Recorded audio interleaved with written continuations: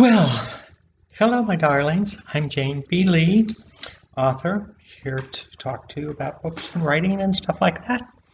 Well, on Angel the Assassin, I am now getting back the beta books, so I'm going through those and making whatever changes I need to do to the book. But what I wanted to do today, something unique, I want to read you the first chapter of Angel the Assassin. It's not very long, but that'll give you some of the meaning of the book. And so this is the author's words as spoken by the author. Author's words. Okay, funny. Okay, the name of the book is Angel the Assassin by Jane B. Lee, and this is chapter 1, The Target. Lisa lay on her back in her nest, her eyes closed, and her forearm across her eyes to block out as much of the sun as possible. Her Enfield .303 World War I British sniper's rifle lay beside her. God, I wish they would quit. Are we going to just go? Lisa said for the umpteenth time. Lisa had parked in the turnaround below, just off 2-lane road on the side of the hill. She had strolled up the hill picking wildflowers. When she got to the right spot, she laid out her canvas pad and settled into her sniper's nest.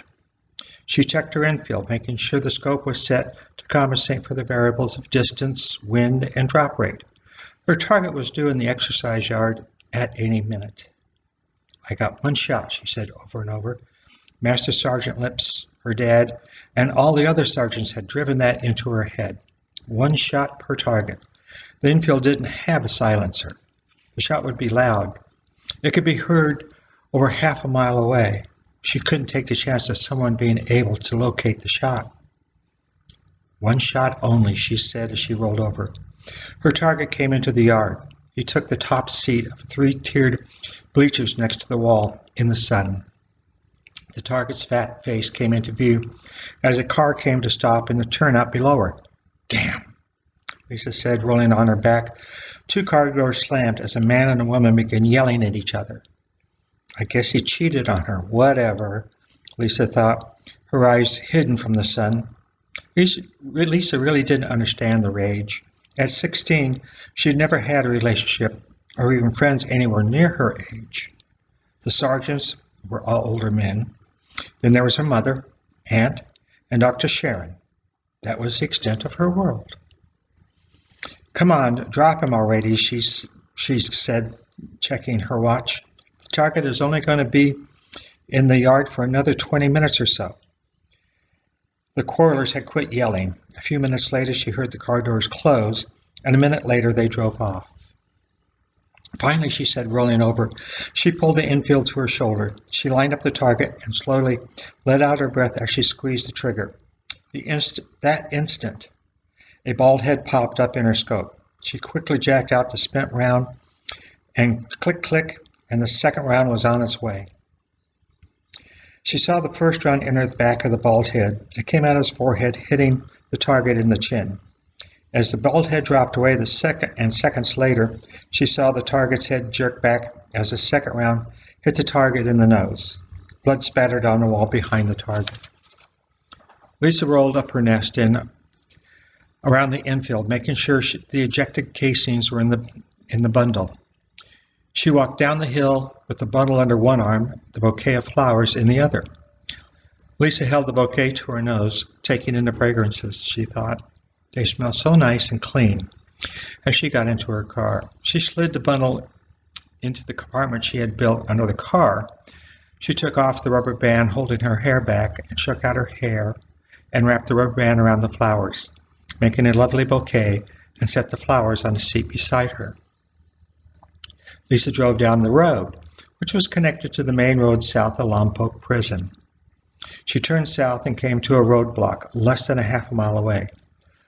A prison pickup truck was blocking the way. 2 guards were checking southbound cars. There were 2 police cars parked in the northbound lane. A guard approached Lisa's car as she rolled down the window. "What are you doing here?" he said, putting both hands on her door. Not waiting for an answer, he said, "Driver's license." Holding out his hand. Her wallet was sitting on the seat next to the flower. She quickly checked the license to make sure she had the right license. then handed it over to the guard. "What are you doing way up here? Your license says you live in Corona del Mar. That's way south of here," the guard said, looking around inside the car. "Yes, well," Lisa decided to take a page from the lover's quarrel. "My boyfriend and I broke up last night. I caught him cheating on me.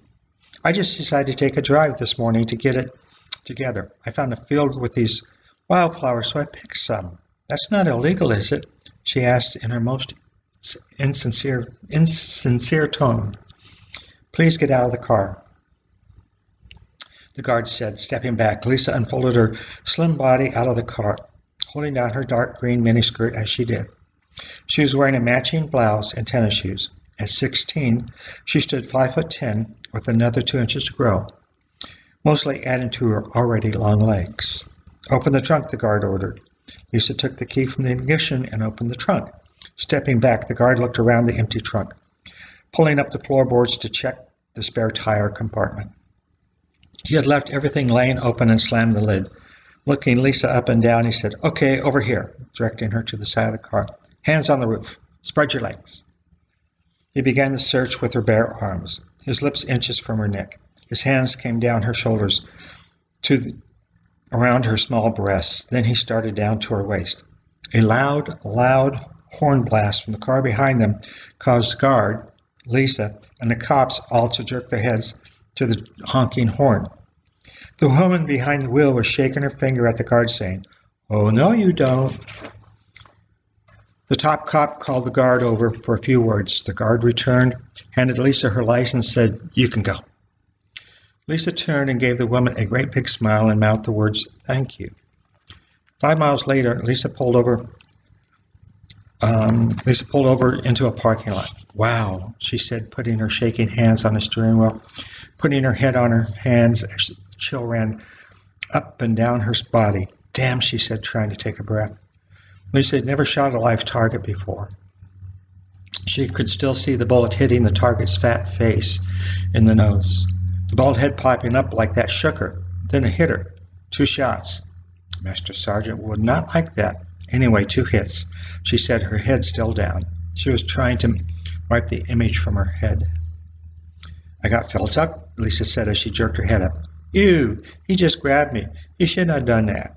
But her nipples became involuntarily hard, looking at the flowers. "I could have ended a lot worse, real fast, if he had gotten a little lower." The chill ran through her body, again causing her to shake her head and shoulders. If it hadn't been for that woman, well, I don't know. Lisa took a deep breath and put her car in gear, heading back to Newport Beach. She and her mother had an appointment that afternoon with Dr. Sharon in the lair, her mother's word for the psychiatrist's interrogation room. Lisa pulled into the parking space, the same parking space she had first come to 4 years ago. Everything was different then. She was 12 and had not found herself. She didn't even know where to look. The target's fat face flashed at her. It made her shake. Lisa had an hour before her mother's appointment. Lisa was drained. The only energy left in the car lay in the bouquet of wildflowers next to her. Lisa closed her eyes, and her mind went back to the time 4 years ago. A painful, exposed, confusing, embarrassing time. A time before she knew Lisa, before she even had a name. A time when she was still a he. So that's the first chapter. And if you read either Red Bitch's Revenge or Red's Revenge, you will notice the scene of the lady honking the horn behind her, because that's in those books. Okay, so that was Red Bitch's Revenge, out of print now. You can buy it on my website. This is available everywhere. Please take a look for it, Red's Revenge. It came out in March. 520 pages, big novel, and it's going to be followed by Angel the Assassin, which I just read you the first chapter of. And the older book, Identity, this one has been out since 2017. So, go to my website, janeinstoryland.com. www.janeinstoryland.com. Real easy. Take a look at my stuff, and I think it's great. Real dark and gloomy day. I'll leave you with one little joke. A little boy was asked to make up a poem using delight. And he said, "It was a dark and stormy night, and the wind blew in the window and blew out delight." You have a great day. Love you all now. Bye.